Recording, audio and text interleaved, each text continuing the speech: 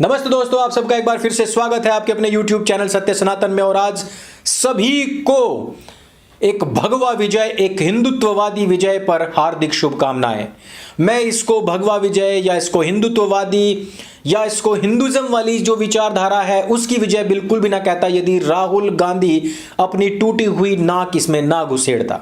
वैसे थोड़ी देर पहले ही हमें राकेश टिकैत का भी वीडियो प्राप्त हुआ है जिसमें कि योगी आदित्यनाथ जी की इस प्रचंड विजय, भारतीय जनता पार्टी, राष्ट्रवादियों, हिंदुत्ववादियों की इस प्रचंड विजय के बाद में जो प्रेस कॉन्फ्रेंस हुई है, सबसे पहले हम आपको लेकर के चलते हैं उस प्रेस कॉन्फ्रेंस में। तो जो कल तक धमकियां दे रहे थे, जो कल तक कह रहे थे कि हमने 1 साल तक ट्रेनिंग दी है, अब भी यदि लोगों को ना पता लगा कि किसको वोट करना है और किसको नहीं करना है तो ये ट्रेनिंग हम दोबारा से शुरू करेंगे। हम भी चाहते हैं कि इस प्रकार के धरना प्रदर्शन उत्तर प्रदेश में अब जरूर हों। उन लोगों के लिए भी यह चुनाव बड़ा खास रहा जो 403 में से 400 सीटें जीतने की तैयारी कर रखे थे। उनका भी एक इंटरव्यू सामने आया है, उनका यह इंटरव्यू आप जरूर देखें। कि जो टारगेट था 400 का, उसके लिए मेहनत हुई है, तो कम से कम 300 सीटें तो गठबंधन जीतने जा रहा है। मेरी जबान टूट गई। तो आपको पता लग ही गया होगा कि उत्तर प्रदेश के अंदर जो सबसे बड़े 2 नेता थे उनकी फिलहाल में क्या स्थिति है। अब बचती हैं प्रियंका वड्राइन। प्रियंका वड्राइन ने बड़े बड़े दावे किए, मैं लड़की हूं, मैं लड़ सकती हूं। हाथरस का मुद्दा बहुत उछाला गया, फिर उसके बाद में लखीमपुर का मुद्दा बड़ा उछाला गया। और अफसोसनाक बात यह है कि दोनों ही जगहों पर भारतीय जनता पार्टी ने प्रचंड विजय हासिल की है। साथ ही साथ रायबरेली में भी कांग्रेस का सूपड़ा साफ हो गया है। साथ ही साथ अमेठी से भी कांग्रेस जाती रही। और मैं क्या ही कहूं, यह अंक आपको बता देगा कि कांग्रेस की कितनी आई, बसपा की कितनी आई हैं। अखिलेश यादव की तैयारियां पूरी थी, वो स्वामी प्रसाद मौर्य को भी लेकर के गए। उन्होंने सुहेलदेव पार्टी के जो लीडर थे उनको भी साथ में लिया। उन्होंने इधर उधर से भी बहुत सारे नेतागण इकट्ठे किए, लेकिन अंततः उन घुसपैठियों का क्या हुआ, उनका हश्र सबके सामने है। जिन्होंने भी कभी सनातन से टक्कर नहीं, दुश्मनी लेने का प्रयास किया, जिन्होंने ने भी कभी हिंदुत्व से दुश्मनी लेने का प्रयास किया, वो नेस्तनाबूत हो गए। जिन्होंने राम के नाम पर पार्टी शुरू की थी और जिन्होंने शुरुआत की थी 2 सीट से, वो 303 आने पर भी राम के नाम पर ही अडिग रहे। लेकिन जिन लोगों ने राष्ट्रवाद के नाम पर पार्टी खड़ी गई थी वो आज मुस्लिम लीग बन चुकी है और हिंदुओं ने, इस देशवासियों ने उनको उठाकर दूध से मक्खी की तरह बाहर फेंक दिया है। आई तो थी प्रियंका गांधी वड्राइन कांग्रेस में जान फूंकने और पूरी की पूरी पार्टी को ही फूंक कर चली गई है। 5 राज्यों में चुनाव हुए, जहां पर सरकार थी वहां पर भी सूपड़ा साफ है। और जहां पर आने की उम्मीद थी, देखिए उत्तराखंड में पूरी उम्मीद थी क्योंकि वहां पर यह ही हुआ है, कभी भाजपा तो कभी कांग्रेस, और इस बार कांग्रेस का नंबर था। लेकिन इस बार जितनी भयंकर हार कांग्रेस की हुई उसका तो उसने सपने में भी नहीं सोचा होगा। दोनों भाई बहन मिलकर के अपनी मां की कमी पूरी कर देंगे। मां भले इटली से आई थी लेकिन धूर्त थी, घाघ थी, उसने फिर भी सत्ता को हासिल करने के लिए प्रत्येक जोड़ तोड़ लगाया। लेकिन इन बहन भाइयों के बस का कुछ नहीं है, ये पूरी तरीके से अब की बार अंतिम संस्कार करके ही दम लेंगे और वही चीज हो भी रही है। बहुत सारे बड़े बड़े जो धुरंधर आए थे जिन्होंने कहा था हमारे नाम के ओबीसी इतने हैं जी, उतने हैं जी, सबके सब का सूपड़ा साफ हो गया। सच बताऊं, मेरे को दिल से एक बार को ये लगने लग गया था कि उत्तर प्रदेश में मौर्य ही मौर्य होंगे। भाई चारों तरफ मौर्य ही रहते होंगे और ओबीसी के नाम पर मौर्यों के अलावा किसी का नाम ही नहीं होता था। बोले कि भाई केशव प्रसाद मौर्य अगर उनको डिप्टी सीएम नहीं बनाया तो सारे के सारे मौर्य भी तक जाएंगे, वो तो वोट ही नहीं देंगे।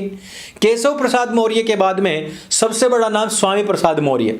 बोल रहे कि भाई अगर ये नहीं रहे भाजपा में तो ओबीसी वोट ही नहीं देंगे। मैंने काफी सारे ओबीसी से बात की तो उन्होंने कहा भाई हमें तो यही नहीं पता कि मौर्य है कौन, हमने तो बस जो चंद्रगुप्त मौर्य हुआ करते थे वही सुने, क्योंकि हमारे पश्चिमी उत्तर प्रदेश में भाई मौर्य को नहीं जानते। लेकिन पश्चिमी उत्तर प्रदेश में ओबीसी बहुत है। लेकिन हमने यहां देखा कि दोनों के दोनों का ही सूपड़ा साफ हो गया, न यहां केशव बचे न यहां स्वामी बचे। और अब देखने में आ रहा है कि अगर हम ये देखें कि एंटी इनकम्बेंसी भी हो। उत्तर प्रदेश में शासन कितने साल चला पता है? सिर्फ 3 साल। 2 साल तो सिर्फ सबको लॉकडाउन में अंदर जमा करने में, पीपीई किट की कमी पूरी करने में, सबकी टेस्टिंग करवाने में, उसके बाद में वैक्सीन बंटवाने में, और उसके बाद 2-2 बार का राशन बंटवाने में। सिर्फ इन्हीं सब चीज़ों में दिल्ली से लोग आ रहे हैं, गाड़ी भरी, गांव ले आए, वहां से लोगों को पलायन करवाया जा रहा है तो उनको वापस ले आए। उसके बाद में रख रखाव की व्यवस्था आदि 2 साल पूरे निकल गए और चुनाव आ गया। यानी कि पूरे, अगर जो हम कहें कि 3 साल का रिजल्ट ये है, 2 साल और शासन चला होता तो। बहुत सारे लोगों ने कहा कि भाई 350 आई थी, 350 के बाद में सीधे के सीधे 250 प्लस, बस सबर करो। एक गर्मी जो निकालने का वादा बाबा ने किया था कि 10 के बाद में गर्मी निकाल दी जाएगी, शिमला बना दिया जाएगा। समस्या हिमाचल प्रदेश और उत्तराखंड और जम्मू कश्मीर के लोगों को और वहां के बिजनेसमैन्स को और वहां की सरकारों को होनी शुरू हो गई है, क्योंकि बाबा आ चुके हैं, बुलडोजर तैयार है। और अब तो नए तरीके का बुलडोजर तैयार करवाया गया है, खास तरीके का बुलडोजर है। जो स्पेशल लोग होते हैं ना, जिनकी चुल कभी मिटती ही नहीं, उनके लिए स्पेशल बुलडोजर है। गर्मी वही रहेगी, डंडा नू ही बाज जाएगा, योगी अब मठ नहीं जावेगा, लठ बाज जाएगा। और ये जितने भी अभी तक प्रोपेगेंडा चला रहे थे, जो कह रहे थे कि अब जातियों में बट गए हैं लोग, देखिए पश्चिमी उत्तर प्रदेश में काफी जगहों पर आपने देखने को मिला होगा कि भाई सोम इधर से हार गए, सुरेश पाल राणा हार गए, बहुत सारी ऐसी जगह हैं मुजफ्फरनगर मेरठ के आसपास की।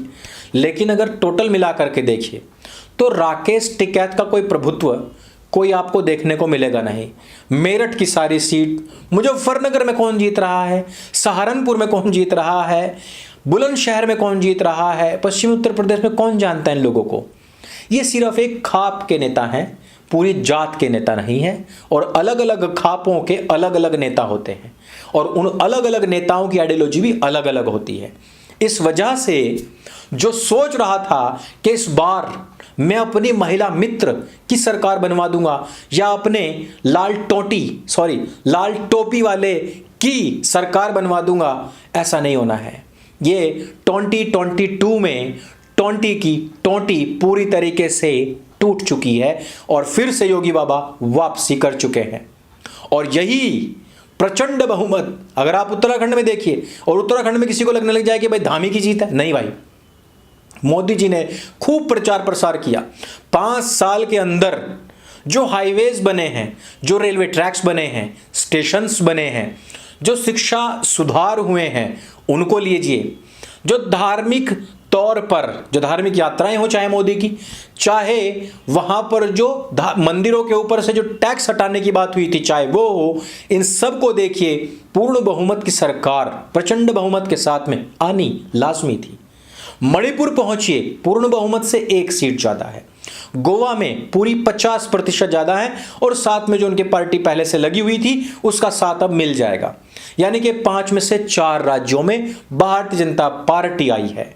और पंजाब की बात कर लेते हैं। देखो भाई, दिल्ली वाले मैं कहूंगा फिर भी ठीक रह गए भाई, फ्री की बिजली फ्री का पानी फिर भी ठीक है, लेकिन यार जो फ्री की दारू वाला सिस्टम है ना, इस पर वोट नहीं करना चाहिए था।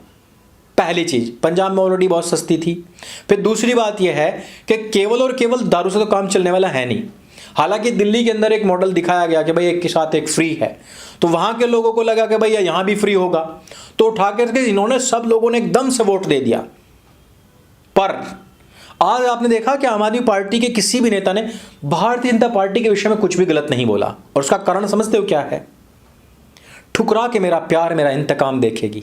नरेंद्र मोदी पंजाब पहुंचे और कई हजार करोड़ रुपए की योजनाएं वहां पर वो देने वाले थे, लेकिन चन्नी ने अपनी चवन्नी बचाने के चक्कर में वो कई हजार करोड़ रुपए ठुकरा दिए और फ्लाईओवर के ऊपर उनकी गाड़ी को रुकवा दिया। अब हुआ क्या? अलग पार्टी बनी हुई थी, कांग्रेस पार्टी को यदि सबसे ज्यादा नुकसान किसी ने पहुंचाया पता है कौन है? अमरिंदर सिंह, कैप्टन अमरिंदर सिंह। अपनी सीट भले ही ना बचा पाए हों, लेकिन अंतिम समय में उन्होंने संशय पैदा कर दिया कि वोट किसको देना है, और पूरा का पूरा जो वोट था वो आम आदमी पार्टी की तरफ चला गया। और आम आदमी पार्टी का जो कैंडिडेट है उसकी तो स्थिति आपने देखी है। 5 साल में आप लोगों को भी क्लियर हो जाएगा, पंजाब के लोगों को भी क्लियर हो जाएगा, और फिर बाद में समझ आएगा कि हमने क्या कर दिया है। आप भी समझिए, आम आदमी पार्टी भी समझ रही है कि पंजाब के अंदर ये जितना बड़ा खेला हुआ है उसके पीछे कौन है। कांग्रेस मुक्त भारत में यदि किसी बड़े ढोंगी की आवश्यकता थी उसका सुपड़ा साफ करवाने में, तो वो बड़ा ढोंगी कौन हो सकता था? अपने सर जी।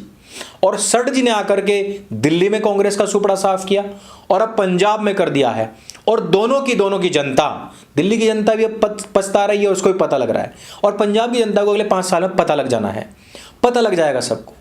आज का चुनाव बहुत महत्वपूर्ण था। हिंदुत्व को बदनाम करने वाले लोगों को उनके चेहरे पर बड़ा तमाचा, करारा जवाब है। गोवा हो, जिसको कहा जाता है कि क्रिश्चियन बहुल है, वहां पर भी भगवा फहरा करके ही वोट मांगे गए। मणिपुर कहा जाता था कि ये जो नॉर्थ ईस्ट क्षेत्र है इसमें तो भाजपा की कोई सुनेगा ही नहीं, हिंदुत्ववादियों की तो वहां पर कोई भी नहीं सुनता है, वहां का भी पता लग गया। उत्तराखंड, जहां पर हमेशा सरकारें बदलती रही, वहां पर भी पता लग गया।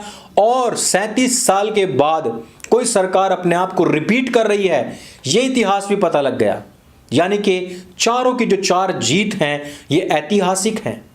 और 2014 हो, 17 हो, 19 हो, 22 हो, और चाहे आने वाला 24 हो, सब के सब में एक ही बात मुख्य होगी कि अब हिंदुओं ने हिंदू बनकर के वोट करना शुरू कर दिया है। कुछ लोगों के अंदर अभी भी कुछ जातिवादी कीड़े हैं जो समय के साथ निकल जाएंगे, बह जाएंगे, लेकिन अब तो रंडी रोना अय्यूब जैसे लोगों ने भी कहना शुरू कर दिया है कि अब 24 को भूल जाइए, 27 को भी भूल जाइए, अब सीधे सीधे 29 की तैयारी कीजिए। आपका इस मामले में क्या कहना है?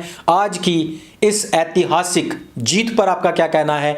और पूरी तरीके से आज के इस ऐतिहासिक दिन पर आपको क्या कहना है? कांग्रेस मुक्त भारत की तरफ बढ़ते हुए कदम आपको कितना सुकून देते हैं, या फिर आपकी भी तशरीफ में कोई कीड़ा कुल बुलाता है, उसके विषय में आपको क्या कहना है? और वो लोग जो 20% यानी कि 20% हैं, उन लोगों की स्थिति उत्तर प्रदेश में क्या होने वाली है, उसके विषय में भी हमें जरूर बताइएगा। आज के वीडियो में सिर्फ इतना ही।